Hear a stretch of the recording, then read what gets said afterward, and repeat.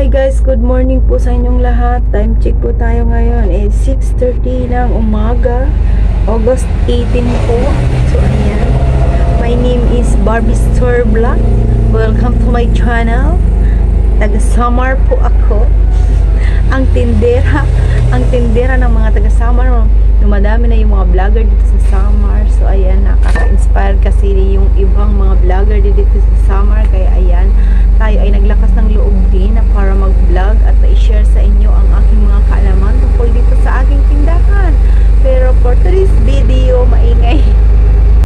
So ayan, habang ako ay nagkakape at tayo ay magkwentuhan lang po muna ngayon. Gusto ko lang din po i-share sa inyo kung ano yung mga karanasan ko dito sa aking tindahan. At saka for today's video, share lang po sa aking ipon challenge kung maging totoo ba itong na magiging ipon challenge kasi marami na ako nag-ipon challenge. So ayan, balik po tayo sa ating topic for today's video. Yung topic for today's video po is yung aking ipon challenge. Ito yung aking ipon challenge. Mabigat na siya, marami-rami na siya. Mahigit na siya isang buwan. Isang buwan na siya mahigit.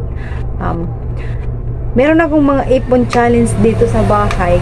Kasi lang, kaya ako bumili ng ganito guys. Kasi hindi siya nadudukot. O, tingnan mo, hindi siya nadudukot. Meron akong mga ipon challenge dito sa bahay. Nadudukot ko kasi diba minsan pag walang barya at saka wala kayong pambayad. Yan kasi kami dito sa bahay na titinda kami ng nyog tapos walang pambayad sa nyog. Yun yung pinapambayad namin.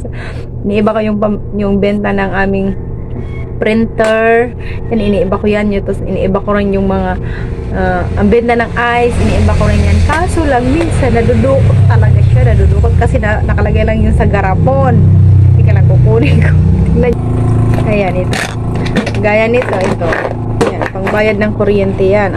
Pambayad ng kuryente nakalagay, no. Walang barya minsan, nadudukot siya, at saka walang minsan pambayad ng may nagde-deliver sa amin dito ng mga nyog kasi nagtitinda kami ng nyog at saka walang pambayad. Dito ko kinukuha. Nadudukot kasi siya. Marami na yan, mahigit na to 2,000.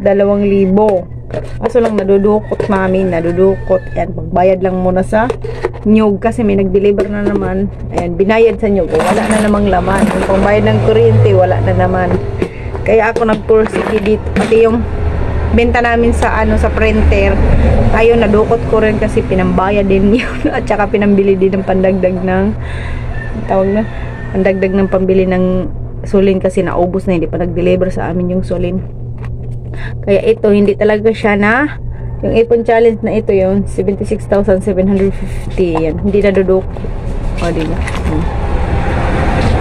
So ayan, balik po tayo. Kaya minsan talaga guys, hindi talaga ako nag-iipon challenge kasi nadudukot nga siya. Minsan yung pabarya, tapos napumunta lang dito. O, tingnan nyo, walang laman, no, di ba? Ipon challenge daw, pero walang pambayad na namin kami ng kuryente kasi nadukot ko. Maganda yung hindi nadudukot kasi no choice ka talaga. Wala siya, mabigat siya. Meron tong laman na ayan, tig-20, minsan naghuhulog ako ng 100, ayan, 100 nilagyan ko. Pero minsan hindi ako nakapaglagay, ayaan mo na yan siya, basta mapuno siya. Yun, pambili tong motor or pambiling cellphone. Yung aking ipon challenge. Pambiling motor at saka pambiling motor. 1 month na siya. Ay, diba? Sana magpatuloy. So ayan, balik po tayo sa ating topic for today's video. So ayan, balik tayo dito sa ating sa ating ipon challenge. Ayan, sana share niyo rin yung yung ipon challenge niyo na hindi na nanakaw yung ipon challenge kagaya sa akin. First time kong mag-ipon challenge. Nag-ipon challenge kami dati, kaso lang yun nakukuha namin, tapos yun binibili namin ng pandagdag sa puhunan. Tapos ngayon, ito talaga yung ipon challenge ko na to is first time kong mag-ipon challenge na pambili ng cellphone at pambili ng motor. O, diba? Ayan, 1 month at bubuksan natin to sa April pa. April pa natin to bubuksan. Tubuhin na yan, ma. Ha? So, ayun na nga guys, no. Sana po is mabili natin yung ating dapat bilhin sa ipon challenge na to. Sa April ko bubuksan ito. Abangan nyo yung pagbukas ng aking ipon challenge. Kung hindi ba ito mabuksan at hindi madudukot. Kaya abangan nyo kung makabili ba talaga ng dapat bilhin o hindi. Kasi marami na first time kong mag-ganito, mag-ipon challenge na ganito. Nga hindi siya nadudukot. Kasi nag-ipon challenge ako maraming beses na kaso lang nadudukot, nababayad, na nabibili ulit. Yan. Pero ito hindi talaga siya madudukot. Kaya abangan nyo yung aking ipon challenge.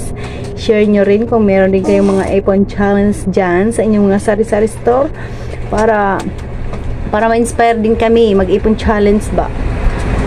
Ay sinishare ko sa inyo ito para ma-inspire din kayo sa inyong tindahan na may ganito rin kayo. Kasi first time ko, matagal na akong nagtitinda, kaso lang minsan nag-ipon challenge ako pero nadudukot siya. Tapos napapangumpra ba namin ba, walang nag-iipon challenge, walang pinagbibilhan, parang walang pinaglalaanan ba, ganun. Ito meron siya kasi bibili ko to ng motor at saka cellphone, diba? Kaya kayo meron din kayong mga mga ipon challenge kagaya sa akin, yung ipon challenge na ito. Sana mabili natin yung dapat nating bilhin na ito na ipon challenge nga, diba? Kaya abangan nyo. August 18 ngayon bubuksan natin to is April 22. April 22 natin to bubuksan. Lalagyan ko to dito ng April 22 pagbukas. Open sesame. Kaya guys, sa mga ko dyan, sa mga kasari-sari store, mag-ipon challenge na rin kayo para sabay-sabay tayong magbukas ng ating ipon. Ngayong April 2023 po tayo magbukas ng ating April 2024 na yun kasi diba? Ngayon? August, September, October, November, December, January, February, April 2024 nga tayo magbukas nito. Diba? Ayan, kaya mag-ipon na rin kayo para sabay-sabay tayo ngayong April 22 magbukas ng ating ipon challenge. So, ayan lang guys, sa mga hindi pa nakasubscribe dyan, subscribe na po my channel and click the bell kung gusto nyo lang, walang pilitan. Thank you for watching. So, yan lang po. Sana ma-inspire din kayo sa aking ipon challenge. Thank you for watching. Bye!